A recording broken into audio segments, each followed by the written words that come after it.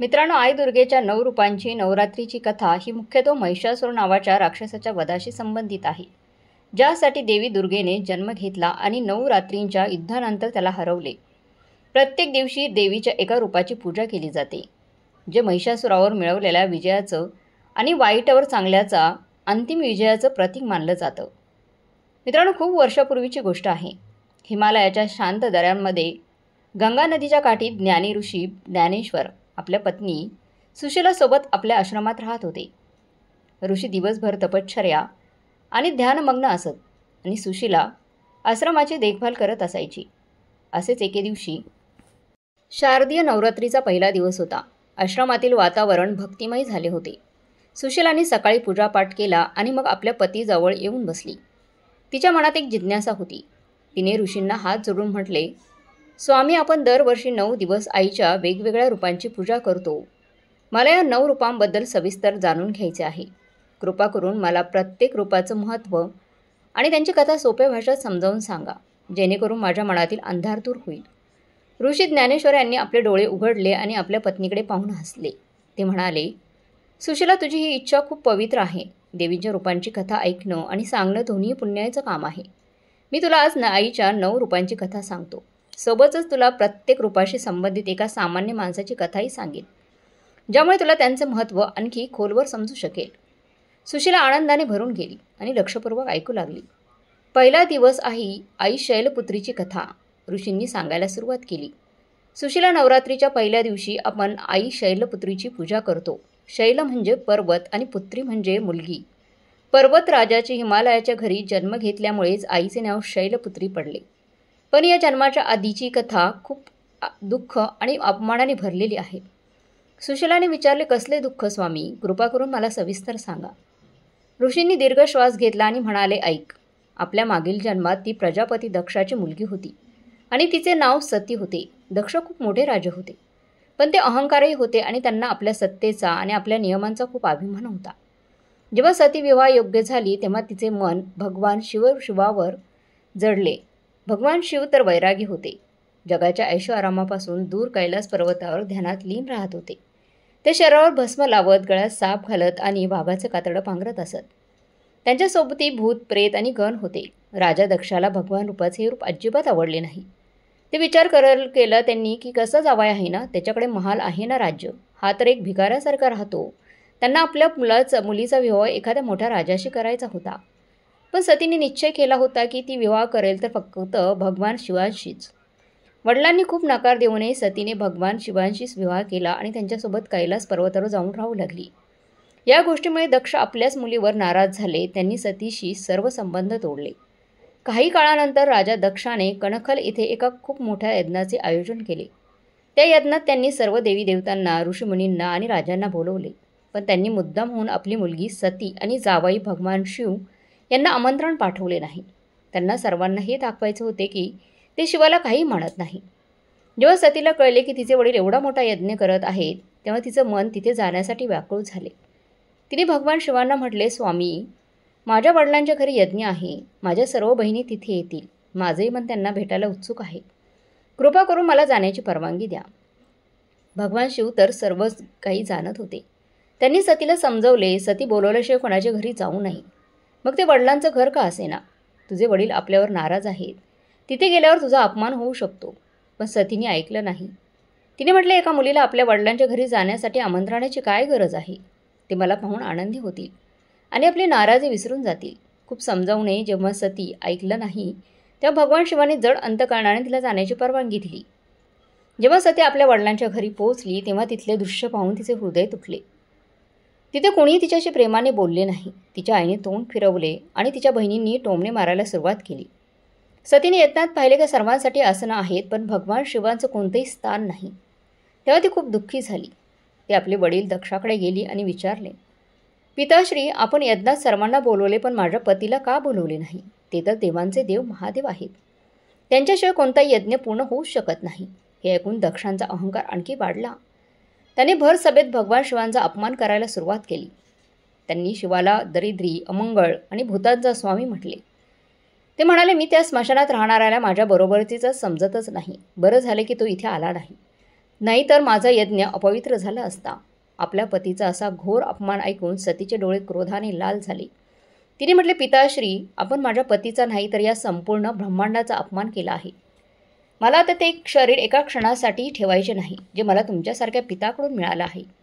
असं म्हणून सतीने त्याच यज्ञाच्या धगधगत्या अग्नीत उडी मारून आपल्या प्राणांची आहुती दिली.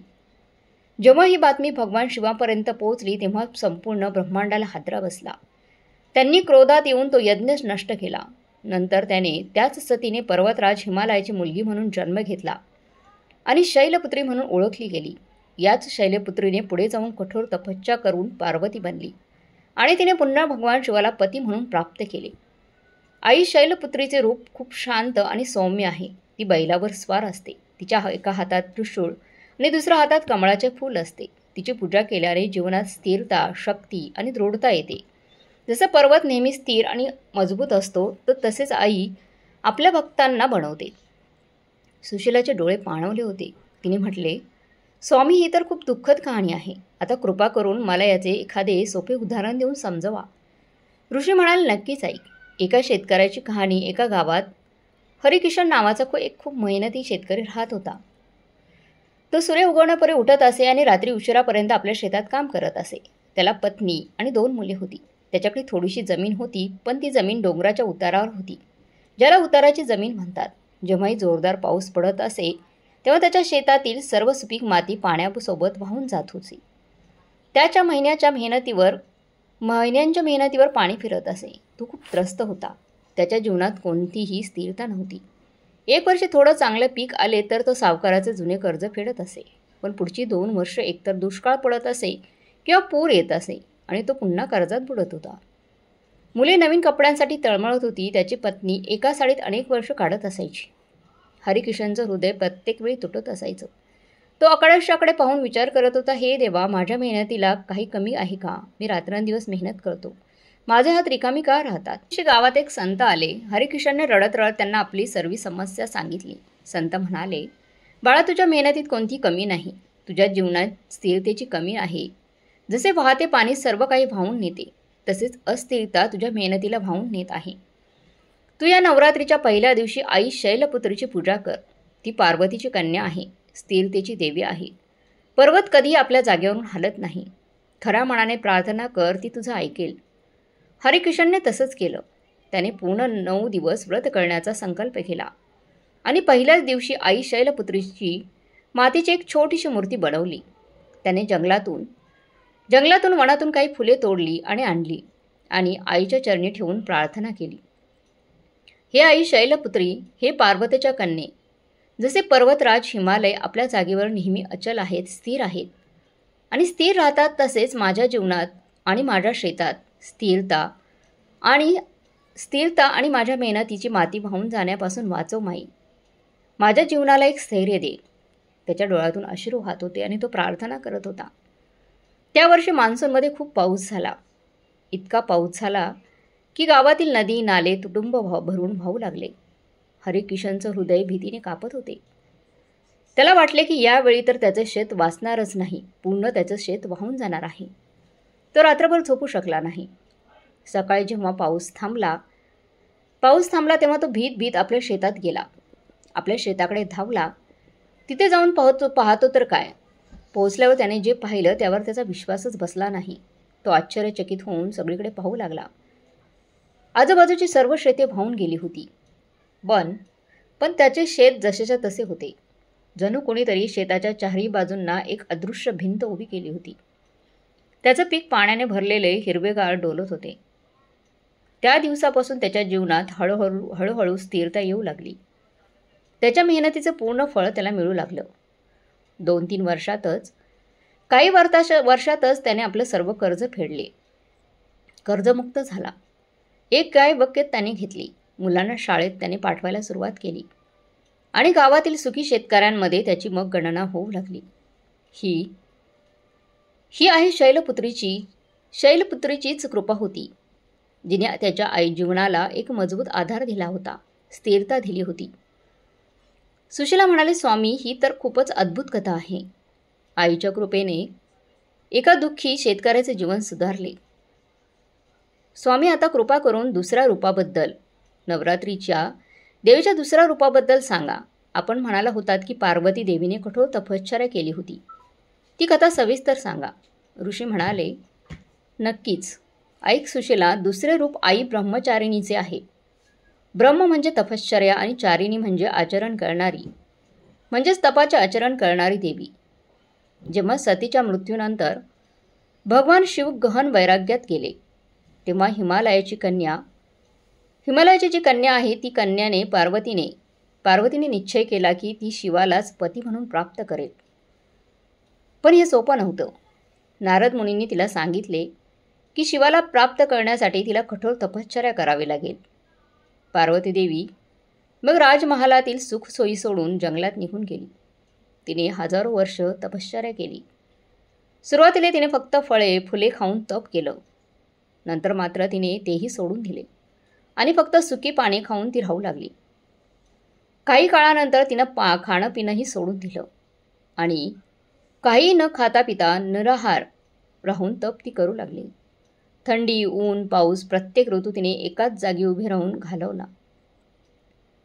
तिच्या कठोर तपश्चर्याने तिन्ही लोकांमध्ये हाहाकार माजला. तिची परीक्षा घेण्यासाठी भगवान शिव एका वृद्ध ब्राह्मणाचा वेश धारण करून तिच्याजवळ आले आणि शिवाची निंदा करू लागले. अपशब्द ते बोलू लागले. ते म्हणाले, हे देवी, तू इतकी सुंदर राजकुमारी आहे, इतकी सुंदर आहेस. इतकी सुंदर असून या भिकारी स्मशानात राहणाऱ्या, या भस्म लावणाऱ्या शिवासाठी का तप करत आहेस?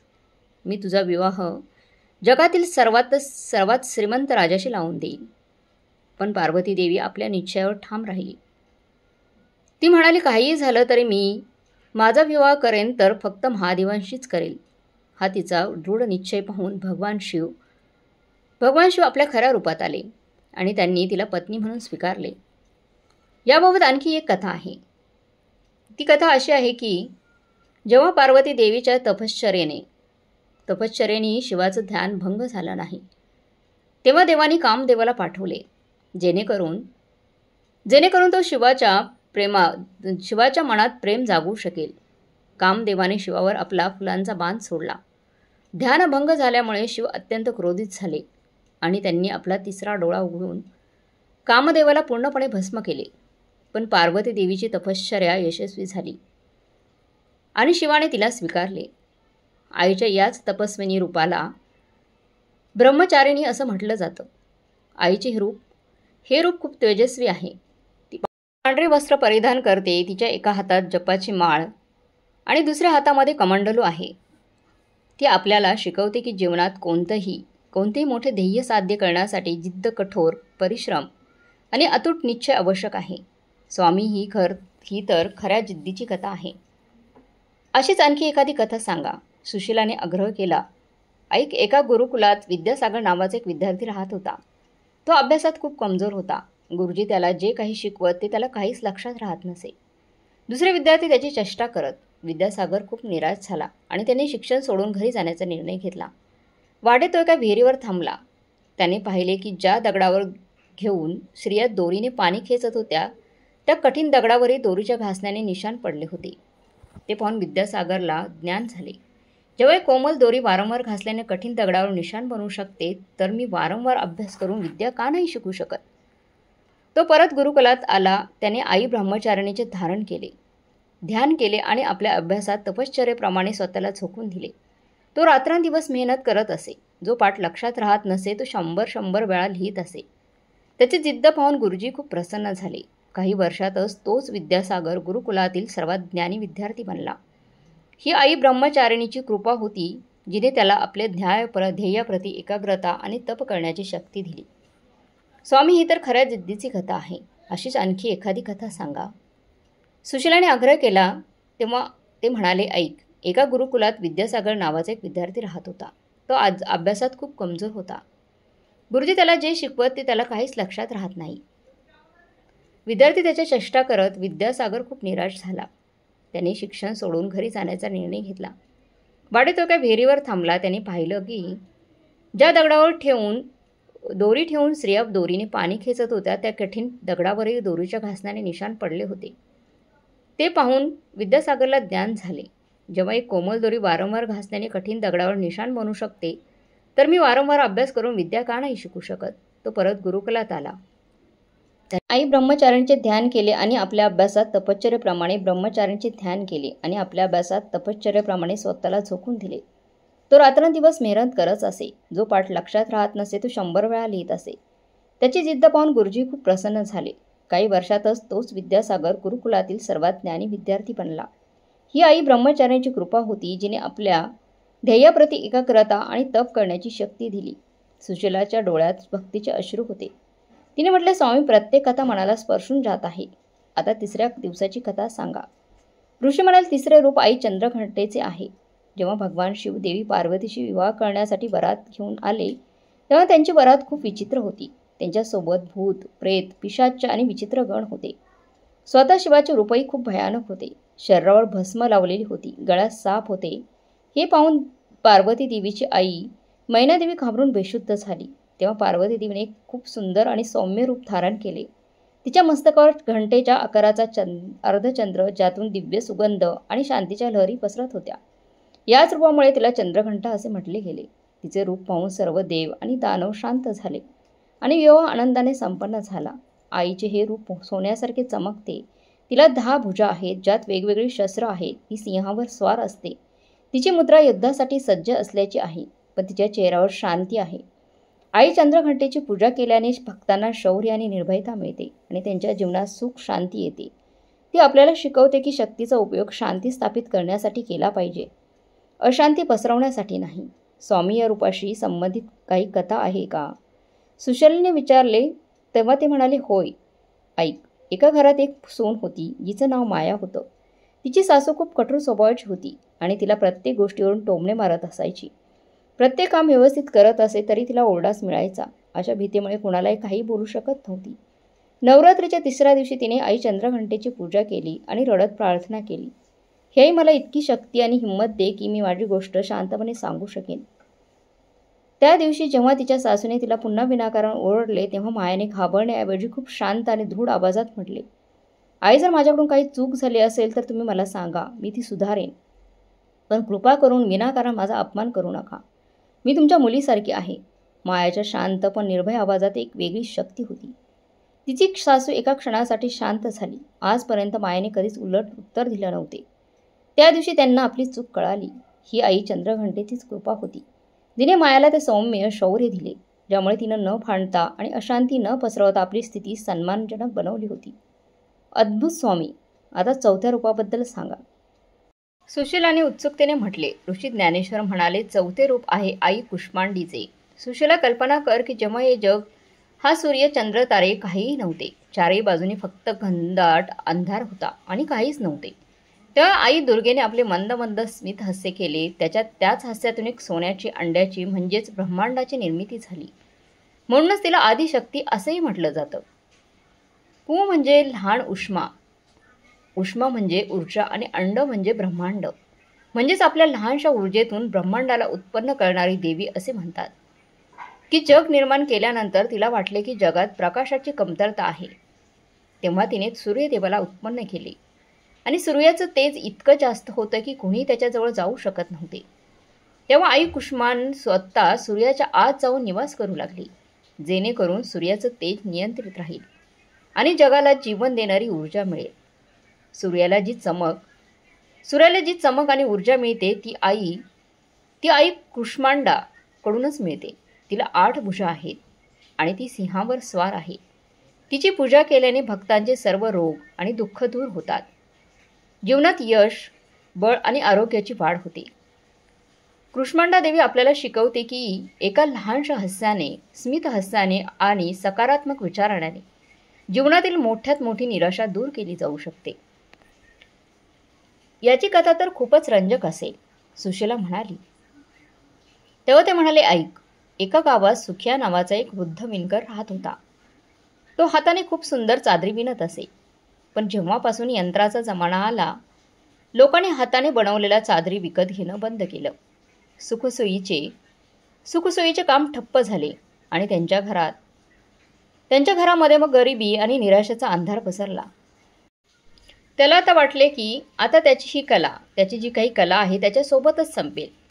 नवरात्रीच्या दिवसांमध्ये तो उदास बसला होता. त्याच्या पत्नीने म्हटले, आज आई कुष्मांडाचे दिवस आहे. जिच्या हास्याने स्मित हास्याने जग उजाळू शकते ती आपल्या जीवनात प्रकाश आणू शकणार नाही का? सुखियाने आईची पूजा केली आणि प्रार्थना केली, हे आई, माझ्या या कलेला मरण्यापासून वाचव, माझ्या जीवनाला काहीतरी मार्ग दाखव. त्याच संध्याकाळी शहरातून एक मोठा व्यापारी रस्ता चुकून त्या गावात आला. रात्र घालवण्यासाठी तो सुखियाच्या घरी थांबला. त्याने जेव्हा सुखियाने विणलेल्या चादरी पाहिल्या तेव्हा तो त्या चादरी पाहतच राहिला. त्याने सुखियाला म्हटले, बाबा, तुमच्या हातात तर जादू आहे.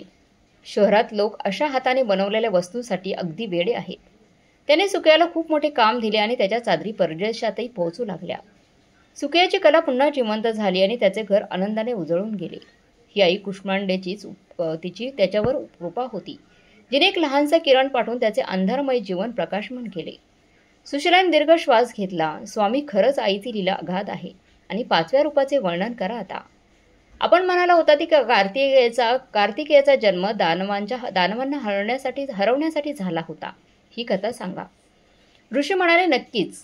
5वे रूप आहे आई स्कंद मातेचे. खूप वर्षापूर्वी तारकासूर नावाचा खूप शक्तिशाली राक्षस होता. त्याने कठोर तपश्चर्या करून ब्रह्मदेवाकडून वरदान मागितले होते की त्याचा मृत्यू केवळ शिवाच्या पुत्राच्या हातूनच होऊ शकतो. त्यावेळी भगवान शिव तपश्चर्येत लीन होते आणि त्यांना कोणताही पुत्र नव्हता. हे वरदान मिळाल्यानंतर तारकासूर अहंकारी झाला. त्याने देवांना स्वर्गातून बाहेर काढले आणि तिन्ही लोकांमध्ये अत्याचार करू लागला. सर्व देव हरून ब्रह्मदेवाकडे गेले. ब्रह्मदेव म्हणाले, तारकासुराचा अंत शिवाच्या पुत्राद्वारेच शक्य आहे. तुम्ही सर्वजण प्रयत्न करा की शिवाचा विवाह पार्वतीशी व्हावा.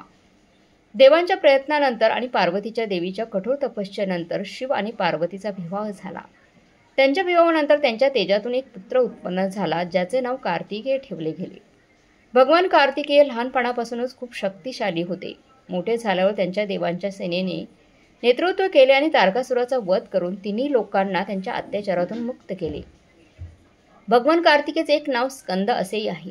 आई पार्वती भगवान स्कंदाची माता असल्यामुळे स्कंद माता म्हणून ओळखली गेली. सुशीलाने दीर्घ श्वास घेतला. स्वामी, खरंच आईची लीला अगाध आहे. आता 5व्या रूपाचे वर्णन करा. म्हणाला होतात की कार्तिकेयचा जन्म दानवांना हरवण्यासाठी झाला होता. ही कथा सांगा. ते म्हणाले, नक्कीच. 5वे रूप आहे स्कंद मातेचे. खूप पूर्वी तारकासूर नावाचा खूप शक्तिशाली राक्षस होता. त्याने कठोर तपश्चर्या करून ब्रह्मदेवाकडून वरदान मागितले होते.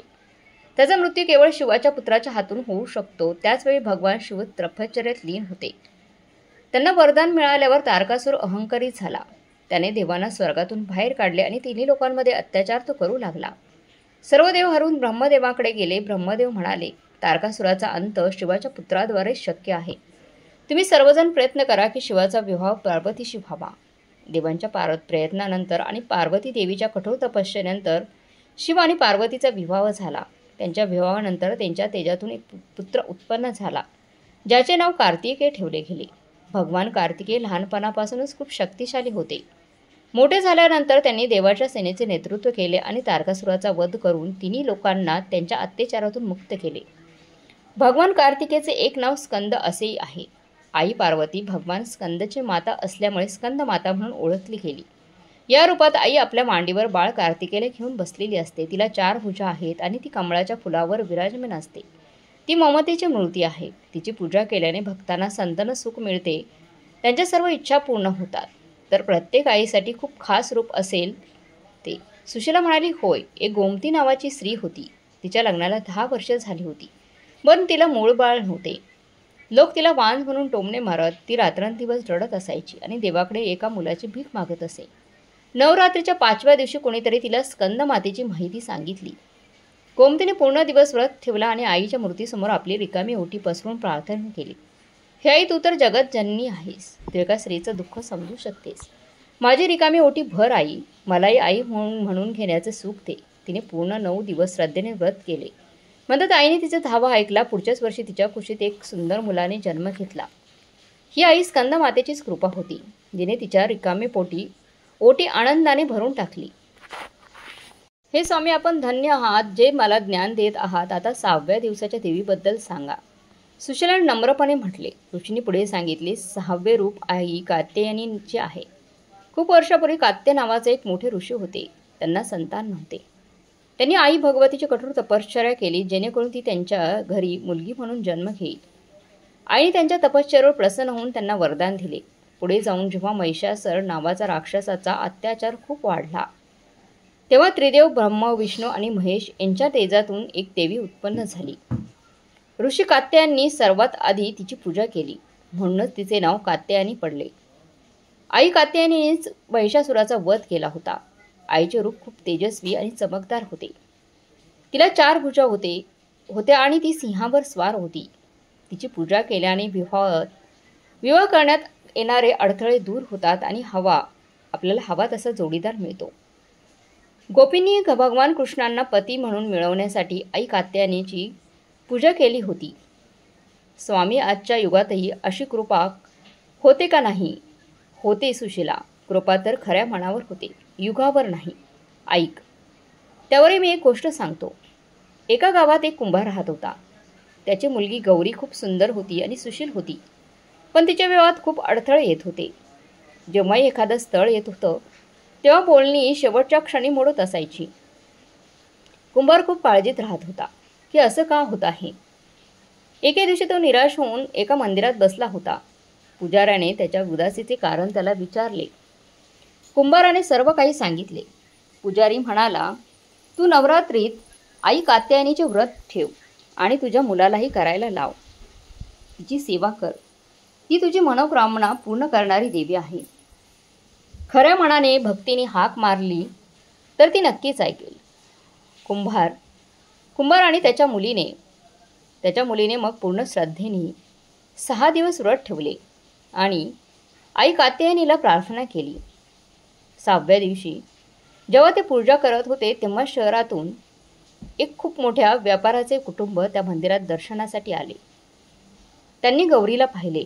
ती खूप सुंदर दिसत होती आणि तिच्या स्वभावाने, संस्काराने इतके ते प्रभावित झाले की त्यांनी लगेचच आपल्या मुलासाठी तिचा हात मागितला. त्यांनी सांगितले की त्यांना हुंड्यात काहीही नको, फक्त गौरीसारखी संस्कारी सून हवी. कुंभाराच्या डोळ्यातून आनंदाश्रू वाहू लागले. आई कात्यायनीच्या कृपेने त्यांच्या मुलीचा विवाह खूप चांगल्या आणि संपन्न घरात झाला. सुशीलाने दीर्घश्वास घेत म्हटले, आईची कृपा खरंच अजब आहे.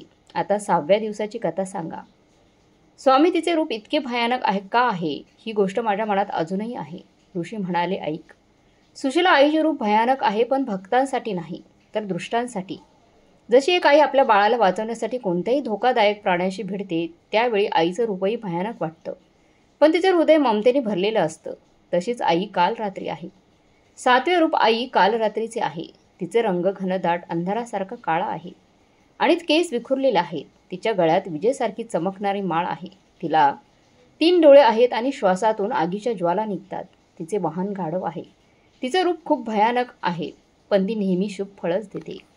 म्हणूनच तिचं नाव शुभंकरी असेही आहे. जेव्हा शुभ निशुंभचा सेनापती रक्तबीज नावाच्या राक्षसाने देवांना त्रास दिला होता, ज्याला वरदान होते की त्याच्या रक्ताचा एक थेंब जरी जमिनीवर पडला तर त्यातून आणखी एक रक्तबीज जन्माला येईल. देव जेव्हाही त्याला मारत, तेव्हा त्याच्या रक्तामधून हजारो राक्षस जन्माला येत होते. देव हरले तेव्हा आईने काल रात्रीचे रूप घेऊन तिने आपली जीभ खूप लांब केली आणि रक्तबीजाचे डोके कापून त्याचे सर्व रक्त जमिनीपासून पडण्याआधीच पिऊन टाकले. अशा प्रकारे तिने दृष्टांचा अंत केला. आईचे हे रूप भक्तांना सर्व प्रकारच्या भीतीपासून, वाईट शक्तींपासून आणि शत्रूंपासून वाचवते.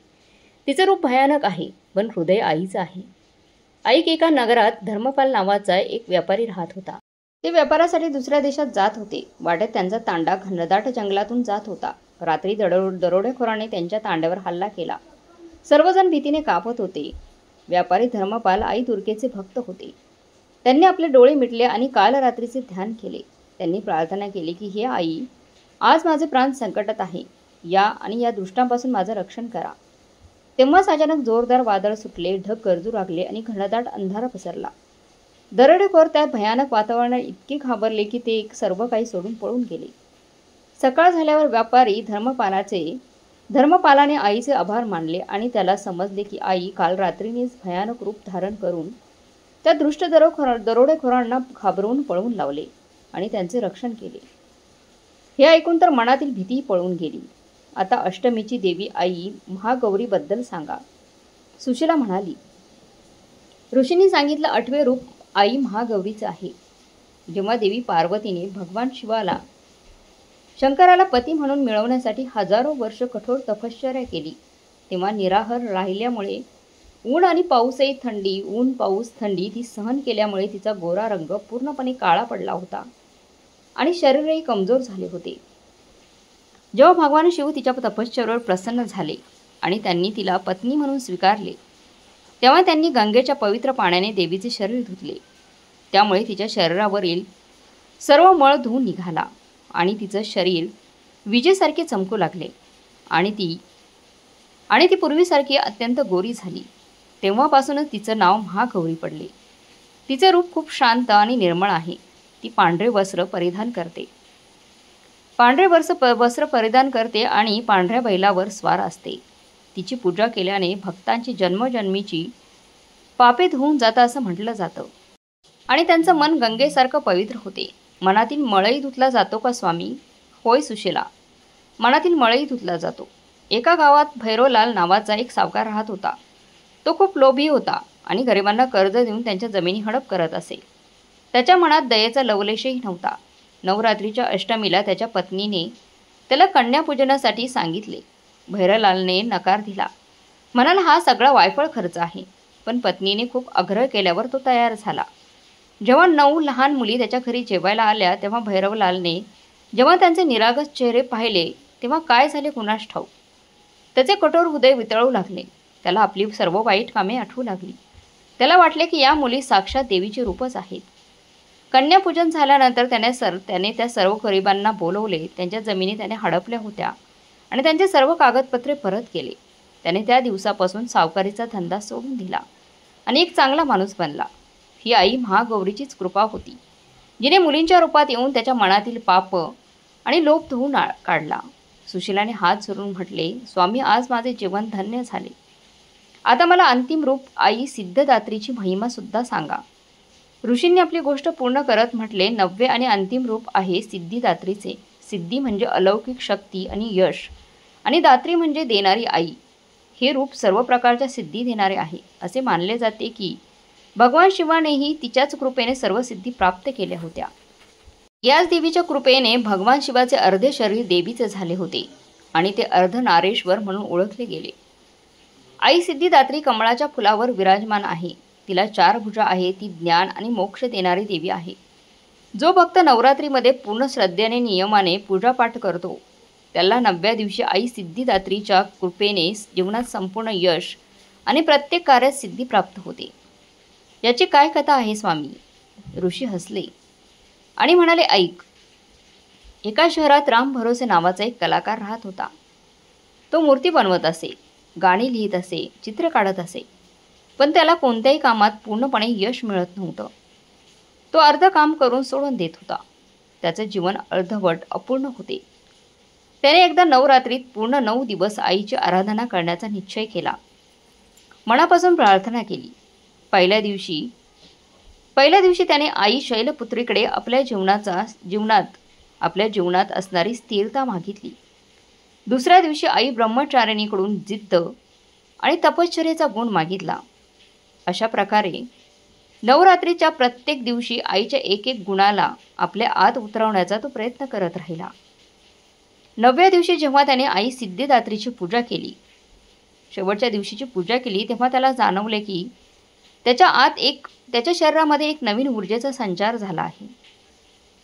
त्यानंतर त्याने जे काही कामं हाती घेतली ती पूर्ण होऊ लागली. त्याने बनवलेल्या मूर्तींची दूरपर्यंत चर्चा होऊ लागली. त्याने लिहिलेली गाणी लोक गाऊ लागले. त्याला आपल्या प्रत्येक कामात जे काही काम करायला घेईल त्या कामात यश मिळू लागलं. ही आई सिद्धिदात्रीचीच कृपा होती, जिने त्याला त्याच्या प्रत्येक कलेत सिद्धी दात्री प्रदान केली होती आणि त्याच्या अपूर्ण जीवनाला पूर्णता दिली होती. ही कथा संपल्यावर ऋषी ज्ञानेश्वर यांनी सुशीलाला म्हटले, पाहिले सुशीला, आईची ही 9 रूपे केवळ 9 मूर्ती नाहीयेत. या जीवनाच्या 9 पायऱ्या आहेत. शैलपुत्रीप्रमाणे आपल्या जीवनात स्थिरता आणि ब्रह्माप्रमाणे आपल्या ध्येयासाठी तप कर. चंद्रघंटेप्रमाणे शांत आणि शूर बन. कृष्मांडेप्रमाणे आपल्या आणि इतरांच्या जीवनात आनंद पसरव. स्कंदमाताप्रमाणे ममता आणि प्रेम ठेव. कात्यायनी देवीप्रमाणे आपल्या इच्छा पूर्ण करण्यासाठी धर्माचा मार्ग स्वीकार. काल रात्रीप्रमाणे आपल्या आतील प्रत्येक भीतीला संपव. महागौरीप्रमाणे आपले मन पवित्र कर आणि तेव्हा तुला आई सिद्धदात्रीच्या कृपेने जीवनातील प्रत्येक कार्यात आपोआप यश मिळेल. सुशीलाने आपल्या पतीच्या चरणांना स्पर्श केला आणि म्हटले, स्वामी, आज आपण माझे डोळे उघडले. मला आज समजले की खरी पूजा केवळ दिवा लावणे नाही, तर आईच्या या गुणांना आपल्या जीवनात उतरवणे आहे. त्या दिवसानंतर सुशीलाने प्रत्येक नवरात्रीत आईच्या प्रत्येक रूपाला आपल्या जीवनात उतरवण्याचा प्रयत्न केला आणि तिचे जीवनही धन्य झाले. मित्रमैत्रिणींनो, ही होती आज नवदुर्गेची भागवत पुराणातील कथा. मला आशा आहे की तुम्हाला ही कथा नक्कीच समजली असेल. तुम्हालाही नवदुर्गेची ही कथा कशी वाटली कमेंट बॉक्समध्ये नक्की कळवा.